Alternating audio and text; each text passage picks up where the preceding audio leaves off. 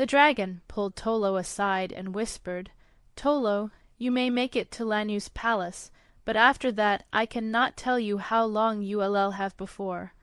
Tolo saw Janaki listening in with his keen hearing, and abruptly interrupted her by saying, "I know what lies ahead of me on my journey. I promise the princesses will come to no harm." The dragon slowly tipped her head down as if to say she understood. Meanwhile, the unicorn in a proud stance took Januka aside and told him to wrap himself in his mane so he could tell him something secretive. "Januka, you must help the daughters of Colac. Don't make the same mistake I regrettably did to my herd." Instead of agreeing, Januka freed himself from the unicorn's long soft mane and joined up next to Killen. The dragon, after talking to Tolo, said in a more cheerful voice, "Let's raise the goblet until now has been waiting, the goblet of victory, and with the goblet let us toast to a better peace between the lands." The dragon fished through a pile of gold, and out from the gold came a beautiful jeweled goblet. The goblet had 7 spoons, like spouts around its rim with a symbol underneath each.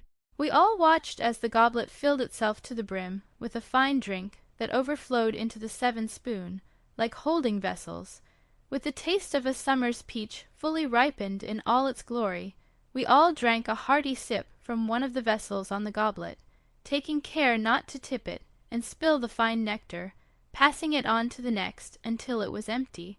The unicorn reminded the dragon and weevil of one last gift that will help them on their quest.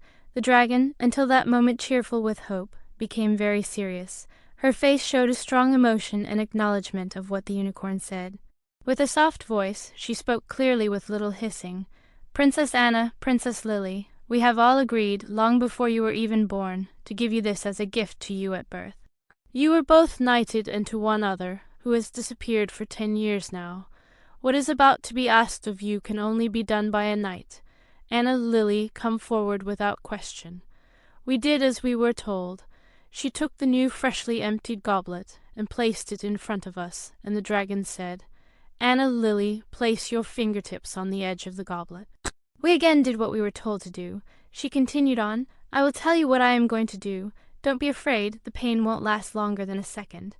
We both gritted our teeth as the dragon took her long sharp nail and easily poked into our skin until a single drop of both me and Lily's blood fell into the cup.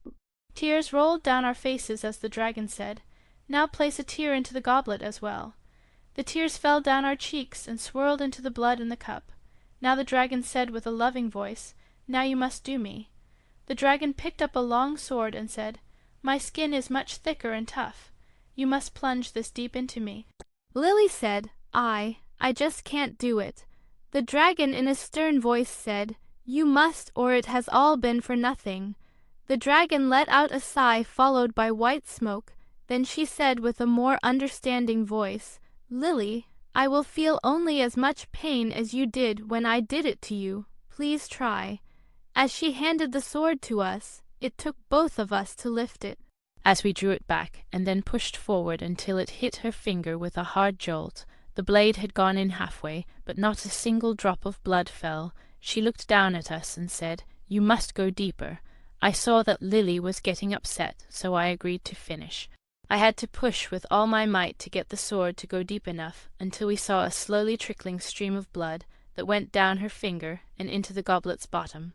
Lily grabbed my waist and we pulled the sword out. It came out cleaner and shinier than before. Following this, the unicorn placed in the goblet a shaving from his horn. The weevil had made Killen pull a tooth, which then was ground up and placed in the mixture. The mixture became a dry form, which was then placed in a pouch made from a dragon's wing piece. The dragon said, "Listen closely, children of Colac. Take this with you, and if you are able to defeat Lady Lanu, place her body under running water and apply the contents of the pouch on her. This is called the knight's promise. I only wish the 3rd knight was here to make it more powerful, but I fear he might be gone from this land for good." We thanked them all for helping us understand a little more than we had known before. Promising to do our best to defeat Lady Lanu, Januka said, "We can say our goodbyes now, for I fear if we stay here any longer, the darkness will engulf us, trapping us here. We run the threat of Lady Lanu's henchmen finding us. The wise weevil nodded in agreement as he signaled the old unicorn to do his part. The unicorn came forward and said, "I can help in this." He ran to the other side of the cave, and he hit the rock wall with his horn, and he began to push his horn into the rock. The rock started to become a lava-like substance as he held a stance in which to push more.